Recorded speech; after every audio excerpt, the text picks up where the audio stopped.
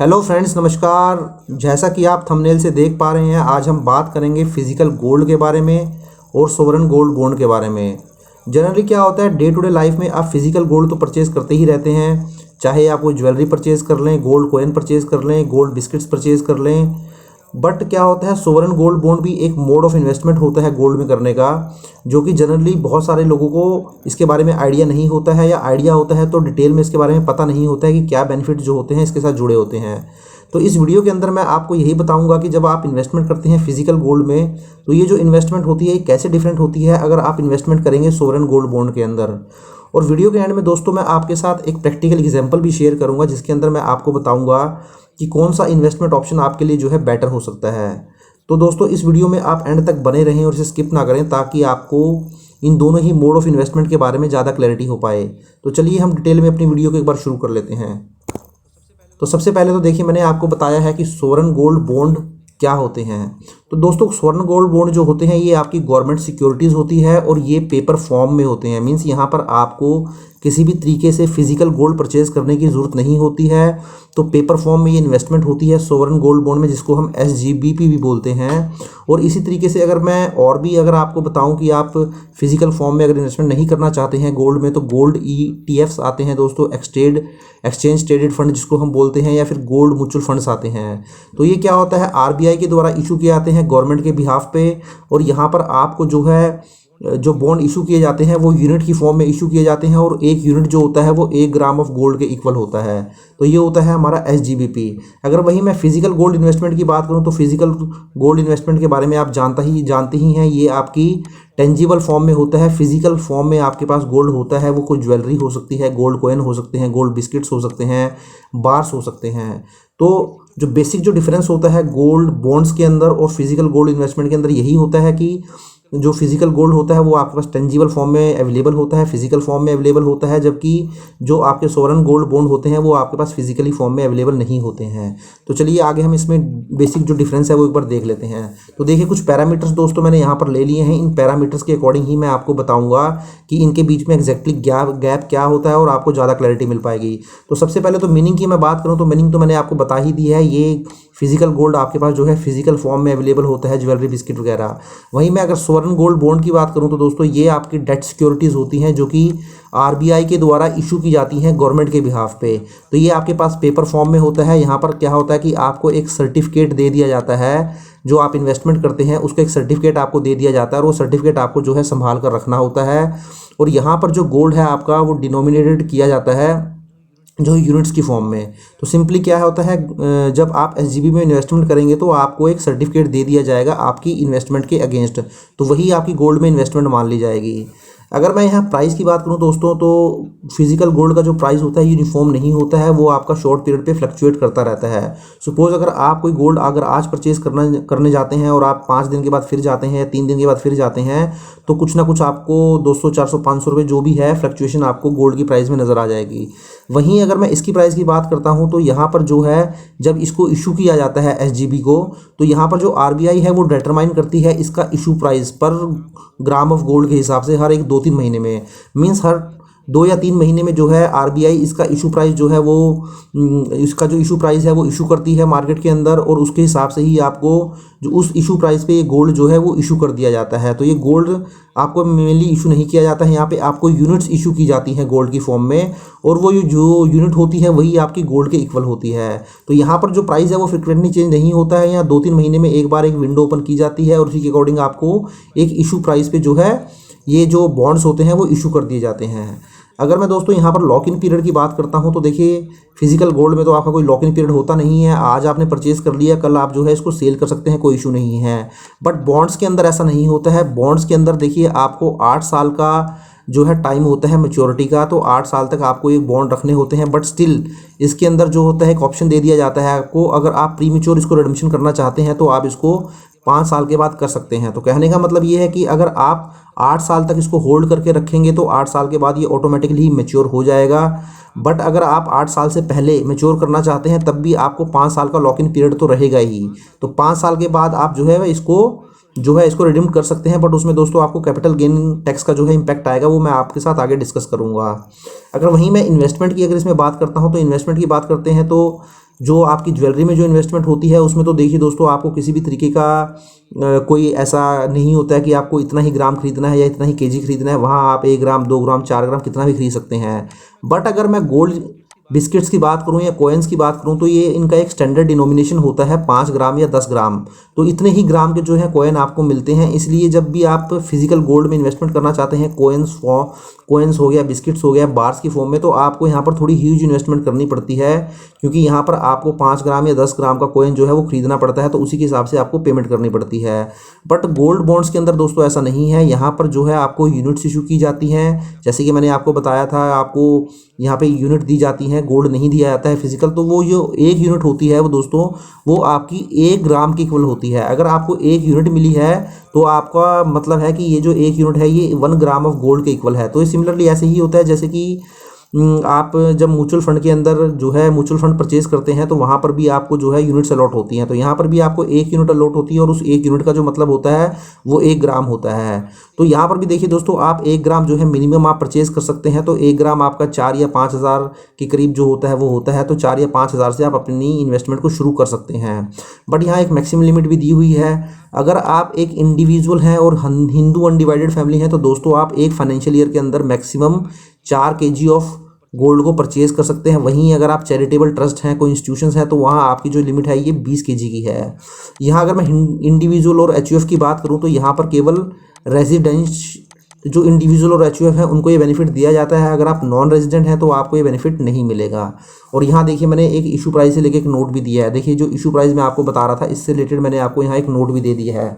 तो यहाँ मैंने आपको यही बताया है कि जो आपके एसबीजी होते हैं, सोवरेन गोल्ड बॉन्ड होते हैं, इसका जो लेटेस्ट इशू प्राइस था, अगर मैं फाइनेंशियल ईयर 2022-23 की बात करूं तो जो सीरीज 2 थी अगस्त 22 की दोस्तों, उसके अंदर इसका जो प्राइस रखा गया था, उसका इशू प्राइस वो रखा गया था 5197 पर ग्राम।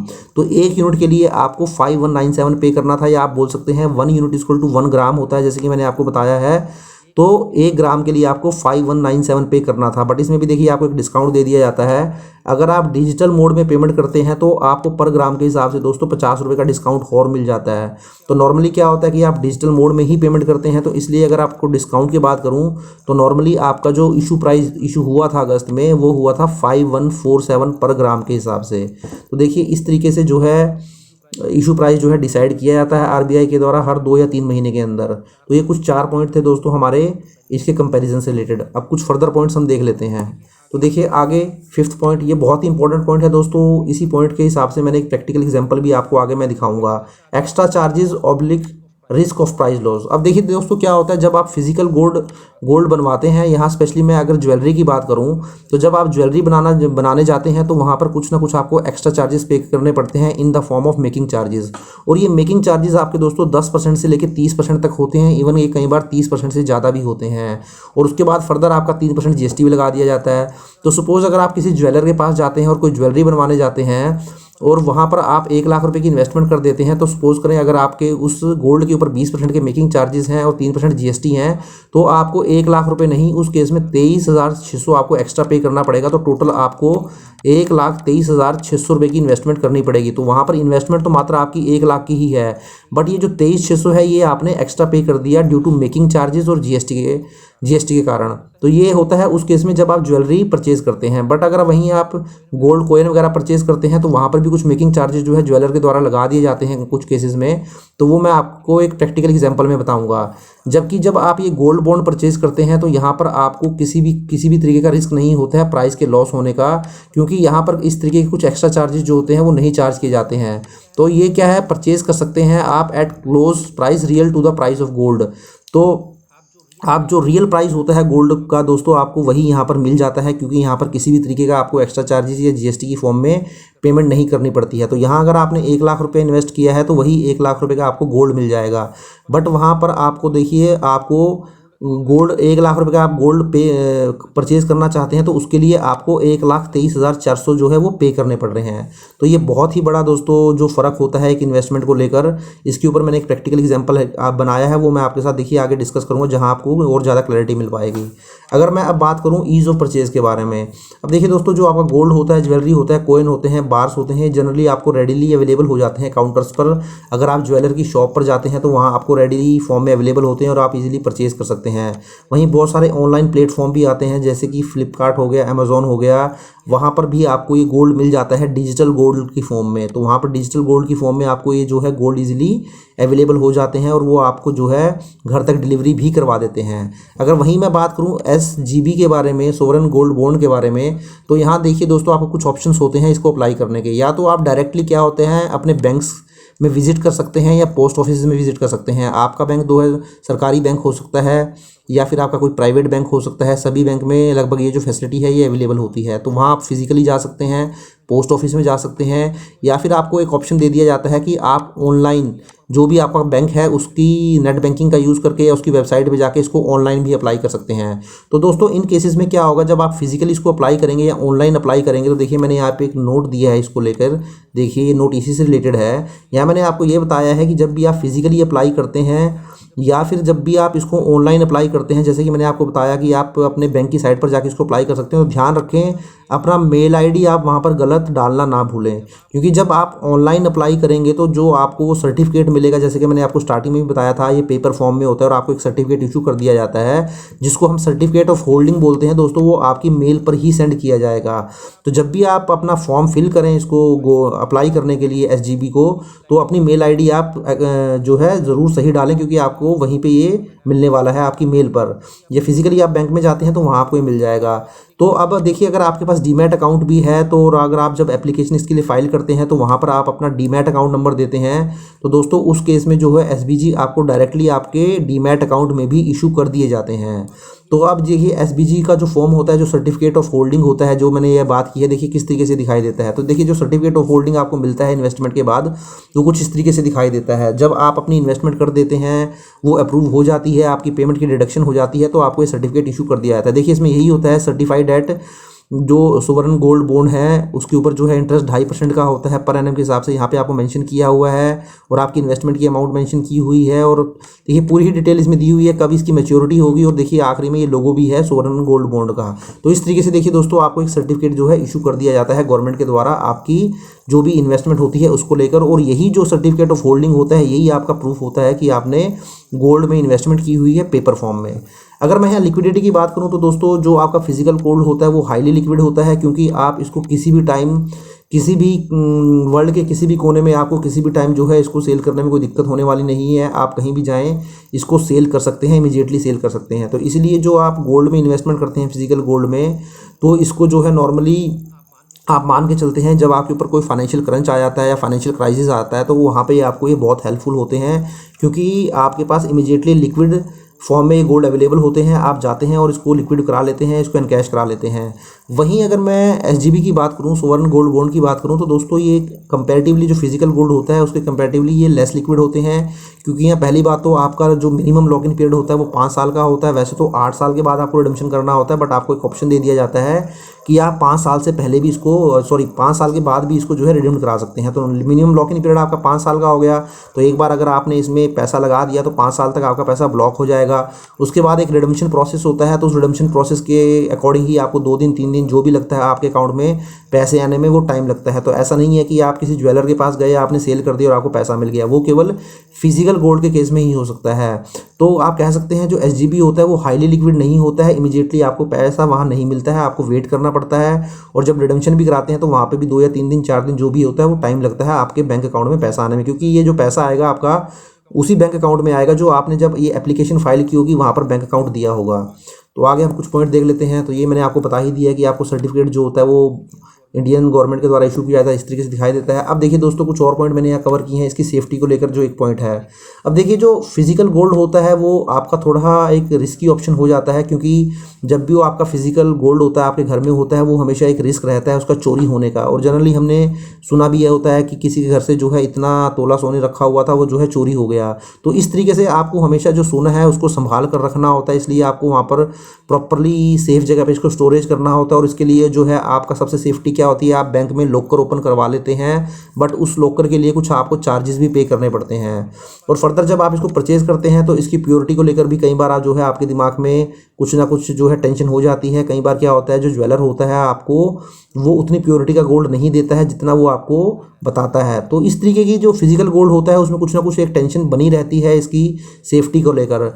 बट दोस्तों एसजीबी के अंदर ऐसा कुछ नहीं होता है। एसजीबी आपकी बिल्कुल सेफ इन्वेस्टमेंट है। ये आपके डीमेटेलाइज्ड फॉर्म में होते हैं, आपके पेपर फॉर्म में होते हैं, तो किसी भी तरीके का इसका रिस्क होता नहीं है इसके गुम होने का, ना ही इसको स्टोरेज करने का, ना इसको सेफ्टी से रखने का, ना इसकी गोल्ड प्योरिटी की कोई टेंशन आपको होती है, क्योंकि आपको जो ये गोल्ड मिलता है वो गवर्नमेंट की तरफ से इशू किया जाता है गोल्ड बॉन्ड, वो पूरे प्योर गोल्ड का ही जो आपको सर्टिफिकेट होता है वो दिया जाता है। तो इस तरीके की देखिए आपको एसजीबी के अंदर कोई भी टेंशन होने वाली नहीं है। आप कितने का भी गोल्ड ले लेते हैं, आपको सिर्फ एक सर्टिफिकेट होता है, वही आपका गोल्ड का प्रूफ होता है, तो कोई इसको झंझट नहीं होती है रखने की, कोई लॉकर लेने की। तो ये आपका देखिए इसके अंदर सबसे बड़ा बेनिफिट जो होता है ये एक आपको मिल जाता है। वहीं मैं इंटरेस्ट इनकम की बात करूं तो इंटरेस्ट इनकम को लेकर भी देखिए इसमें बहुत बड़ा बेनिफिट है आपको। फिजिकल गोल्ड में तो दोस्तों आपको कोई इंटरेस्ट मिलता नहीं है। तो जनरली इंडिया में क्या होता है, लोग ज्वेलरी में बहुत ज़्यादा इन्वेस्टमेंट करते हैं, इन्वेस्टमेंट नहीं करते हैं। मेनली क्या होता है कि इंडिया के अंदर जो होता है एक कल्चर होता है इंडिया के अंदर गोल्ड का, कि आप शादियों में जाते हैं, पार्टियों में जाते हैं, या लेडीज़ होती हैं उनको बहुत शौक होता है गोल्ड का। तो इंडिया जो है गोल्ड को एक्चुअली इंडिया के अंदर एक इन्वेस्टमेंट ऑप्शन के रूप में देखा ही नहीं जाता है। तो यहाँ पर क्या होता है, गोल्ड के साथ इमोशंस अटैच होते हैं, आपके सेंटीमेंट्स अटैच होते हैं, और जब भी आप इस गोल्ड को परचेज़ करते हैं, ज्वेलरी को परचेज़ करते हैं, तो आप कभी भी इसको इस पॉइंट ऑफ व्यू से परचेज़ कर नहीं करते हैं कि मुझे इसको फ्यूचर में सेल कर देना है। तो कहीं ना कहीं यहाँ पर आपका जो है प्रॉफिट अर्न करने का पर्पस नहीं होता है जब आप ज्वेलरी वगैरह परचेज़ करते हैं गोल्ड की। तो यहाँ पर इसलिए आपको कोई इंटरेस्ट भी यहाँ पे आपको नहीं मिलता है। तो वो तो फिजिकल गोल्ड होता है, जहाँ भी होगा आप वहाँ उसको सेफ लॉकर में रख देंगे, तो इंटरेस्ट वगैरह कोई उसमें सवाल ही नहीं उठता है। वहीं अगर मैं बात करूँ एसजीबी में, तो यहाँ देखिए दोस्तों आप जो गोल्ड परचेज करते हैं वहाँ पे आपको 2.5% पर एनम के हिसाब से गोल्ड के ऊपर इंटरेस्ट भी मिलता है, और जो कि आपको डिसबर्स कर दिया जाता है हाफ ईयरली। तो कहने का मतलब है 1.25% आपको हाफ ईयरली इसमें इंटरेस्ट मिलता रहता है। तो देखिए दोस्तों ये एक बहुत ही बड़ा बेनिफिट जो है इसके साथ जुड़ा हुआ है कि आपने गोल्ड में इन्वेस्टमेंट भी कर दिया, उसको आपने 8 साल तक संभाल कर भी रखा, क्योंकि मैच्योरिटी 8 साल के बाद होगी, और उस 8 साल में आपने जो एक इंटरेस्ट है वो भी इंजॉय किया। जबकि आप जब फिजिकल गोल्ड में इन्वेस्टमेंट करते हैं तो वहाँ तो आपको सिर्फ कैपिटल एप्रिसिएशन का ही बेनिफिट मिलता है, इस तरीके से इंटरेस्ट वगैरह का बेनिफिट कुछ नहीं मिलता है। तो यहाँ कैपिटल एप्रिसिएशन का बेनिफिट तो आपको मिलेगा ही मिलेगा, क्योंकि अगर आपने गोल्ड आज 5,000 रुपये का पर ग्राम खरीदा है और 8 साल के बाद वो 8,000 होता है, तो वो तो डेफिनेटली आपकी वैल्यू बढ़ेगी। और उसके अलावा इन 8 सालों के बीच में आप ये 2.5% पर एनम के हिसाब से इंटरेस्ट भी इंजॉय करने वाले हैं। वहीं अगर मैं डीमैट की बात करूँ तो यहाँ पर कोई डीमैट अकाउंट की जरूरत नहीं होती है। सिमिलरली एसजीबी के अंदर भी आपको मैंडेटरी नहीं होता है डीमैट अकाउंट दोस्तों। बट हाँ ये होता है कि आप अपनी यूनिट्स को जो है डीमैट अकाउंट में रख सकते हैं। जैसे कि मैंने आपको यहाँ पर भी बताया था कि जब भी आप जो अप्लाई करते हैं गोल्ड जो आप ये गोल्ड बॉन्ड के लिए अप्लाई करते हैं, तो यहाँ पे देखिए आपको मैंने ये बताया था कि आप बैंक में जा सकते हैं, वेबसाइट पे जा सकते हैं। ये ऑप्शन मैं आपको सॉरी बताना भूल गया, आप इसको डीमैट अकाउंट में डायरेक्टली भी परचेज कर सकते हैं एनएससी पे, बीएससी पे थ्रू एनी रजिस्टर्ड ब्रोकर। तो देखिए यहाँ मैंने आपको बताया था यहाँ पे कि आप डीमैट अकाउंट के अंदर इसको डायरेक्टली ले सकते हैं। तो यहाँ पर आपके पास ऑप्शन होता है, अगर आप इसको डीमैट अकाउंट में डायरेक्टली लेना चाहते हैं तो डीमैट अकाउंट में भी ले सकते हैं, नहीं तो आप अपने बैंक में जाकर या फिर ऑनलाइन जो है बैंक की साइट पर अप्लाई कर सकते हैं। तो दोनों ही ऑप्शन आपके पास होते हैं, बट ऐसा मैंडेटरी नहीं है कि डीमैट अकाउंट आपके पास होना ही चाहिए। तो देखिए डीमैट अकाउंट अगर आप लेना चाहते हैं तो ज़रूर आप ले लीजिए। अगर मैं बात कर लेता हूँ टैक्सेशन के बारे में, तो दोस्तों टैक्सेशन भी बहुत इंपॉर्टेंट पार्ट है इसके अंदर। देखिए कि ये बहुत इंपॉर्टेंट पॉइंट है, एक इसका बहुत इंपॉर्टेंट पॉइंट ये है दोस्तों, और एक इंपॉर्टेंट पॉइंट जो है आपका ये 3 पॉइंट बहुत ही इंपॉर्टेंट है। इन तीनों पॉइंट के बेस पे ही मैंने अपना प्रैक्टिकल एग्जांपल जो है वो कवर किया है। अब टैक्सेशन की मैं बात करूं तो टैक्सेशन देखिए गोल्ड के केस में जो है ये कैपिटल एसेट है, और जब आप इसको सेल करते हैं तो इसका जो होल्डिंग पीरियड है वो 3 साल का देखा जाता है। तो अगर आप इसको 3 साल तक होल्ड कर लेते हैं तो दोस्तों ये आपका शॉर्ट टर्म कैपिटल एसेट कहलाता है, और इसके सेल करने पर आपको शॉर्ट टर्म कैपिटल गेन होता है। वहीं अगर आप इसको 3 साल के बाद सेल करते हैं तो ये आपकी लॉन्ग टर्म कैपिटल एसेट कहलाती है, और इसके ऊपर आपको लॉन्ग टर्म कैपिटल गेन होता है। और जो लॉन्ग टर्म कैपिटल गेन होता है उसके ऊपर आपको 20% जो है वो टैक्स पे करना पड़ता है इंडेक्सेशन बेनिफिट के साथ। वहीं अगर शॉर्ट टर्म कैपिटल गेन होता है तो आपके ऊपर जो भी आपका टैक्स स्लैब होता है उस टैक्स स्लैब के अकॉर्डिंग आपके ऊपर टैक्स लग जाता है।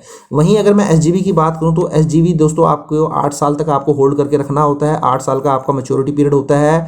8 साल के बाद जो भी कैपिटल एप्रिसिएशन आपको मिलेगा, कैपिटल गेन होगा, उसके ऊपर आपको एक भी रुपया टैक्स नहीं पे करना है। तो देखिए ये भी एक बहुत बड़ा एडवांटेज है आपके साथ। बट दोस्तों इसके अंदर एक बात ज़रूर है, जैसे आपको ऑप्शन यहाँ दे दिया जाता है कि अगर आप चाहें 8 साल से पहले भी इसको प्रीमेच्योर एडमिशन करवा सकते हैं, मींस 5 साल के बाद और 8 साल के बीच में भी इसको करवा सकते हैं रिड्यूम। बट अगर आप ऐसा करेंगे तो यहाँ पर आपको सेम यही टैक्स लग जाने वाला है 20% पर, जो है आपकी जो भी कैपिटल गेन होगा उसके ऊपर आपको 20% का जो है टैक्स लग जाएगा, जो कि फिजिकल गोल्ड के ऊपर लगता है। तो इसमें जो इंपॉर्टेंट पॉइंट समझने वाला यही है, अगर आप 8 साल के बाद इसको रिडीम करेंगे ये ऑटोमेटिकली मैच्योर हो जाएगा, क्योंकि 8 साल की इसका मैच्योरिटी पीरियड है। तो ये आपका जो भी कैपिटल गेन होगा वो टैक्स फ्री हो जाएगा। बट लॉक इन पीरियड 5 साल का है, तो 5 साल के बाद आप इसको रिडीम कर सकते हैं। तो 5 साल के बाद और 8 साल से पहले इस पीरियड के बीच में अगर आप इसको रिडीम करा लेते हैं तो उस केस में आपको 20% का जो है कैपिटल गेन टैक्स लग जाएगा आपके कैपिटल गेन के ऊपर। तो ये भी बहुत ही इंपॉर्टेंट एक पॉइंट है इसको लेकर। अब देखिए दोस्तों, मैं आपके साथ एक प्रैक्टिकल एग्जांपल इन 3 पॉइंट को लेकर जो मैंने आपको बताया था इंपॉर्टेंट पॉइंट, एक 5th पॉइंट एक्स्ट्रा चार्जेस, और एक 2 है आपका इंटरेस्ट इनकम, और एक ये आपका टैक्सेशन। तो इन पॉइंट को लेकर मैंने एक आपको प्रैक्टिकल एग्जांपल आपके साथ ले आया हूँ, इससे आपको ज़्यादा आइडिया लग जाएगा। तो देखिए यहाँ मैंने 3 पर्सन ले लिए हैं, मिस्टर ए ले लिया है, बी ले लिया और सी ले लिया है। अब तीनों ही पर्सन जो है 10 लाख रुपए की इन्वेस्टमेंट कर लेते हैं डिफरेंट ऑप्शंस में। फिजिकल गोल्ड में कर लेते हैं, ज्वेलरी में, एक कॉइन्स में कर लेता है और एक आपका बॉन्ड में कर लेता है। और तीनों ही केसेस में मैंने ली है कि 8 साल के बाद सपोज वो ये जो 10 लाख रुपए की इन्होंने इन्वेस्टमेंट की थी ये 13 लाख रुपए में सेल कर देंगे। अब यहाँ पर ज्वेलरी पर मैं मेकिंग चार्जेस जो है मान के चल रहा हूँ कि 20% है, और कॉइन के ऊपर मैं 5% की मेकिंग चार्जेस मानकर चल रहा हूँ, और जो गोल्ड पर जीएसटी लगता है दोस्तों वो 3% लगता है। तो कौन सा ऑप्शन बेटर रहेगा ये मैं आपके साथ डिस्कस कर लेता हूँ। तो देखिए, एक मैंने जो ऊपर 5th पॉइंट एक्स्ट्रा चार्जेस के लिए डिस्कस किया था आपके साथ, तो देखिए मिस्टर ए ने जो है वो ज्वेलरी में इन्वेस्टमेंट की है, मिस्टर बी ने कॉइन में किया है और मिस्टर सी ने गोल्ड में किया है। तो पहला पॉइंट जो है मेरा एक्स्ट्रा चार्जेस का आता है। तो ज्वेलरी के केस में जो मैंने मेकिंग चार्जेस ली हैं 20% ली हैं, तो अगर आपने 10 लाख रुपए की इन्वेस्टमेंट की है उसके ऊपर 20% जो मेकिंग चार्जेस यहाँ लग जाएंगे वो लग जाएंगे 2 लाख रुपए। वहीं अगर मैं मिस्टर बी की बात करूँ तो उसने कॉइन में इन्वेस्टमेंट किया है, तो कॉइन में अगर मैं मान के चलता हूँ 5% के मेकिंग चार्जेस या डाई चार्जेस। अब जनरली ये दोस्तों अगर ज्वेलर के पास जाते हैं तो ज्वेलर आपसे जो है कॉइन के ऊपर ये जो मेकिंग चार्जेस या डाई चार्जेस की फॉर्म में आपसे 4 या 5% जो है चार्ज कर लेते हैं। बट कई केसेस में नहीं भी होता है, बट मैं स्टिल 5% मान के चल रहा हूँ। तो यहाँ पर आपको जो 10 लाख की अगर आप इन्वेस्टमेंट करेंगे उसके 5% मैं ले लेता हूँ, तो यहाँ पे आपको 50,000 की मेकिंग चार्जेस पे करने पड़ेंगे। उसके बाद आपने यहाँ पर देखिए जीएसटी 3% आपको 36,000 लग जाएगा, क्योंकि 10 लाख रुपये तो आपने इन्वेस्ट किया, 2 लाख आपके मेकिंग चार्जेस लगे, तो 12 लाख के ऊपर 3% 36,000 हो जाएगा। और यहाँ पर 10.5 लाख के ऊपर आपका 3% हो जाएगा 31,500। तो यहाँ पर आप जब 10 लाख रुपए का गोल्ड परचेज करने गए, मिस्टर ए ज्वेलरी परचेज करने गए, तो उन्होंने 2,36,000 रुपया पे कर दिया 10 लाख के अलावा, और यहाँ पर उन्होंने मेकिंग और जीएसटी की फॉर्म में मिस्टर बी ने जो है 81,500 पे कर दिया। अगर वहीं मैं गोल्ड बॉन्ड की बात करूँ, सोवरेन गोल्ड बॉन्ड की, तो यहाँ पर देखिए इस तरह का कुछ फंडा है ही नहीं, या ना मेकिंग चार्जेस होते हैं ना जीएसटी लगता है। तो यहाँ पर आपको मेकिंग और जीएसटी के नाम पे कुछ भी पे नहीं करना पड़ता है। तो जो टोटल पेमेंट की गई तीनों के द्वारा दोस्तों, तो total payment make at the time of purchase 10 lakh plus making charges. तो यहाँ उन्होंने 10 लाख रुपए की इन्वेस्टमेंट की थी, 2,36,000 उनको मेकिंग एंड जीएसटी पड़ा, तो टोटल उन्होंने जो उनकी जेब से पेमेंट चली गई दोस्तों वो 12,36,000 की चली गई। मिस्टर बी की जेब से जो टोटल पेमेंट चली गई वो चली गई 10,81,500, और मिस्टर सी जिन्होंने बॉन्ड खरीदे थे उनकी जेब से केवल 10 लाख ही गया। अब फर्दर देखिए, अब एक 9 पॉइंट में मैंने बताया था इंटरेस्ट भी आपको मिलता है 2.5% पर एनम। तो यहाँ तो आपको कोई इंटरेस्ट मिलता नहीं है ज्वेलरी के केस में। जब आप फिजिकल गोल्ड परचेज करते हैं, फिजिकल गोल्ड आप कॉइन परचेज करें, बार परचेज करें, यहाँ भी इंटरेस्ट नहीं मिलता है। बट बॉन्ड्स के केस में दोस्तों आपको इंटरेस्ट मिलता है। वो कितना मिलता है? 2.5% पर एनम। तो 2.5% पर एनम अगर 10 लाख रुपए आपने इन्वेस्ट किए और 2.5% पर एनम मैं पकड़ लेता हूँ, तो 25,000 रुपये साल का आपको दोस्तों यहाँ इंटरेस्ट मिलता है। और 8 साल का पीरियड है, तो ये आपको 2 लाख रुपए का 8 साल में आप इंटरेस्ट भी अर्न कर लेते हैं। बट इन दोनों जगह कोई भी इंटरेस्ट नहीं रहने वाला है। अब फर्दर एक 11वें पॉइंट में मैंने आपको टैक्स बताया था, कैपिटल गेन टैक्स के बारे में, जो कि 20% लगता है। तो देखिए 8वें साल में तीनों ही केसेस में 13 लाख रुपए की जो है उन्होंने गोल्ड को सेल कर दिया। तो यहाँ पर तीनों ही केसेस में 3 लाख रुपए का प्रॉफिट हो गया दोस्तों। यहाँ मैं इंडेक्सेशन जो है अभी इग्नोर करके चल रहा हूँ, क्योंकि इंडेक्सेशन के लिए आपको किस साल में खरीदा था और किस साल में बेचा है वो एग्जैक्टली पता होना चाहिए, तो इंडेक्सेशन अप्लाई हो जाएगा। तो यहाँ मैं अभी फॉर द टाइम भी इंडेक्सेशन इग्नोर करके चल रहा हूँ। तो जो 3 लाख रुपए का प्रॉफिट था दोस्तों, यहाँ पर अगर 20% लगेगा प्लस 4% एजुकेशन सेस भी लग जाएगा, तो 3 लाख पे 20% हो गया 60,000 प्लस 4% एजुकेशन सेस लग जाएगा 60,000 पे, तो 62,400 रुपये हो गया। इसी तरीके से यहाँ पर भी दोस्तों 3 लाख रुपए का यहाँ पर भी कैपिटल गेन हुआ होगा, क्योंकि 10 लाख रुपए का उन्होंने खरीदा था तो 13 लाख का बेचा, तो यहाँ पर भी आपको टैक्स 62,500 पे करना पड़ेगा। बट यहाँ पर किसी भी तरीके का टैक्स नहीं लगने वाला है, क्योंकि यहाँ पर मैंने आपको बताया था अगर 8 साल के बाद आप मैच्योर करते हैं तो किसी भी तरीके का टैक्स नहीं है। हाँ, अगर 8 साल से पहले आप 5 साल और 8 साल के बीच में कर लेते हैं तो वहाँ पर टैक्स लग जाता है। तो यहाँ 8 साल के बाद सेल किया तो यहाँ किसी तरीके का टैक्स नहीं है। तो टैक्स बर्डन यहाँ 62,500 हो गया, यहाँ पर भी 62,500 हो गया, बट यहाँ कुछ नहीं हुआ। तो अब देखिए टोटल कॉस्ट पड़ी कितनी दोस्तों, तो 12,36,000 तो देखिए मिस्टर ए ने यहाँ पे कर दिया था, 62,500 का उनको टैक्स बर्डन पड़ गया, तो टोटल कॉस्ट उनकी जेब से जो गई वो गई 12,98,400। अगर मिस्टर बी के बारे में बात करूँ तो मिस्टर बी को जो टोटल कॉस्ट पड़ी है वो पड़ी है 11,43,900, क्योंकि 10,81,000 उन्होंने ये पे कर दिया था, 62,500 का उनको टैक्स लग गया, तो टोटल यहाँ कॉस्ट पड़ी 11,43,900। अगर वहीं मिस्टर सी के बारे में दोस्तों मैं बात करता हूँ, तो मिस्टर सी को जो 10 लाख रुपए गोल्ड पड़ा था उसमें से उन्होंने ड्यूरिंग द 8 ईयर 2 लाख रुपए का उन्होंने इंटरेस्ट भी अर्न कर लिया। तो अगर मैं बात करूं तो इस 10 लाख रुपए में से 2 लाख रुपए तो ऑलरेडी 8 साल में वो रिकवर कर चुके हैं। तो अब उनकी फाइनल कॉस्टिंग 8वें साल में जो है दोस्तों वो केवल 8 लाख रुपए ही आई है, क्योंकि 2 लाख रुपए तो उनकी रिकवरी ऑलरेडी हो चुकी है। तो अगर मैं सेल वैल्यू आफ्टर 8 ईयर बात करूं तो तीनों ही केसेस में 13 लाख रुपए का सेल किया है।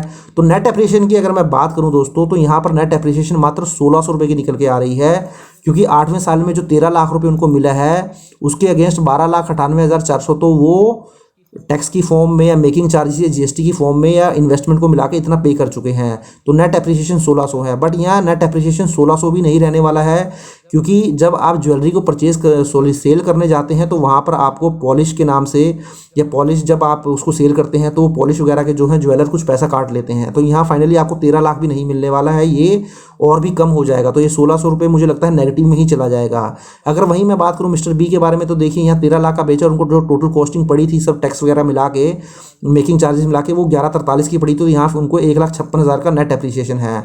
और देखिए गोल्ड बॉन्ड में दोस्तों आपको फर्क नजर आ रहा है, यहाँ पर कैपिटल एप्रिसिएशन आपका 5 लाख रुपए का हो रहा है, क्योंकि जो 10 लाख रुपए आपने इन्वेस्ट किया था उसमें 2 लाख आप ऑलरेडी रिकवर कर चुके थे। तो अभी आपको जो टोटल कॉस्ट पड़ रही थी 8 लाख, 13 लाख में से 8 गया 5, या आप इस तरीके से बोल सकते हैं जो 10 लाख रुपए के उसने बॉन्ड थे वो 13 लाख रुपए के बेचे, तो 3 लाख का एप्रिसिएशन उसको यहाँ मिल गया, प्लस 2 लाख रुपए उसने ब्याज कमा लिया। तो इस तरीके से उसने 5 लाख रुपया बॉन्ड पे अर्न कर लिया 10 लाख रुपए इन्वेस्ट करके। तो देखिए आपको फ़र्क यहाँ साफ नज़र आ रहा है। तो ज्वेलरी के केस में तो आपको देखिए आपको नज़र आ ही रहा है कि ज्वेलरी के केस में तो आपको लॉस ही होता है। तो उसका रीज़न भी है दोस्तों, देखिए मैंने आपको बताया भी है ज्वेलरी के केस में। तो ज्वेलरी के केस में लॉस होने का रीज़न भी ये है, क्योंकि देखिए मैंने आपको यहाँ बताया है इंडिया के अंदर jewellery is not viewed as an investment option by household and have attach emotion and sentiments to gold and don't look at selling it at profit. तो यहाँ पर तो ज्वेलरी के केस में तो आपको इस पर्पज से खरीदते ही नहीं है, इन्वेस्टमेंट पर्पज से खरीदते ही नहीं है, वहाँ पर्पस ही आपका डिफरेंट होता है। तो इसलिए हम यहाँ ये भी बोल सकते हैं कि यहाँ पर अगर हम बोलते हैं कि आपकी इन्वेस्टमेंट नेगेटिव में चली गई तो वो थोड़ा बोलना गलत भी होगा, क्योंकि यहाँ पर आपका जो पर्पस था वो इन्वेस्टमेंट करना पर्पस था ही नहीं। यहाँ तो आप अपने जो गोल्ड ज्वेलरी परचेज कर रहे थे वो अपना पर्सनल यूज़ के लिए परचेज कर रहे थे, अपने फंक्शंस के लिए परचेज कर रहे थे, अपना सोशल स्टेटस के लिए परचेज कर रहे थे। तो इन्वेस्टमेंट यहाँ पर्पस नहीं था, इसलिए वो आपको इस एग्जाम्पल में नज़र भी आ रहा है। तो देखिए फाइनली हम देख लेते हैं दोस्तों कंक्लूजन क्या निकलेगा। तो देखिए दोस्तों कंक्लूजन यही निकलेगा कि जब भी आप अपना पोर्टफोलियो कुछ बनाते हैं तो उसमें आप गोल्ड को जरूर रखें, चाहे आप फिजिकली गोल्ड रखें या आप एसबीजी रखें, गोल्ड बॉन्ड रखें, क्योंकि गोल्ड का आपके पोर्टफोलियो के अंदर होना ज़रूरी है। तो गोल्ड होने से क्या होता है, आपका जो पोर्टफोलियो है वो डाइवर्सिफाई हो जाता है, और जो गोल्ड है कंपैरेटिवली ज़्यादा स्टेबल जो है माना जाता है as compare to other investment options के। क्योंकि जब हायर मार्केट वॉलेटिलिटी होती है, मार्केट में बहुत ज़्यादा उथल पुथल होती है, तो आपका जो गोल्ड होता है उसको स्टेबल माना जाता है, और ये जो है आपको प्रोटेक्ट करता है। ये आपका एक परफेक्ट हेज है, आप बोल सकते हैं इन्फ्लेशन के अगेंस्ट में, या जब आपकी जो करेंसी है वो डेप्रिशिएट होती है, या जब आपकी जो करेंसी है वो वीक होती है। तो जब आपकी करेंसी वीक होती है तो जो गोल्ड है उसको एक परफेक्ट हेज माना जाता है, एक परफेक्ट बचाव माना जाता है आपकी इन्फ्लेशन के अगेंस्ट में, या करेंसी डेप्रिशिएशन के केस में, या करेंसी जब आपकी रिस्क होता है, जब करेंसी को रिस्क होता है, या आप बोल सकते हैं इकोनॉमिक अनसर्टेनिटी के बीच में। तो अगर मैं तो आपको यही सजेस्ट करूंगा, जो भी आपका इन्वेस्टमेंट पोर्टफोलियो होता है उसमें आप दोस्तों 15 से 20% जो है गोल्ड को भी जरूर रख के चलें, क्योंकि अगर आपका जो इन्वेस्टमेंट पोर्टफोलियो होगा उसमें अगर 15 से 20% आप गोल्ड को रखेंगे तो जो आपका इन्वेस्टमेंट पोर्टफोलियो है वो स्टेबलाइज हो जाएगा, बैलेंस्ड हो जाएगा। तो कहीं ना कहीं जो आपको रिस्क होता है, इक्विटी मार्केट में इन्वेस्टमेंट करते हैं वहाँ पर जो आपको वॉलेटिलिटी होती है, तो उस वॉलेटिलिटी को ये हेज कर लेता है अगर आपके पास 15 से 20% गोल्ड आपकी इन्वेस्टमेंट में रहेगा।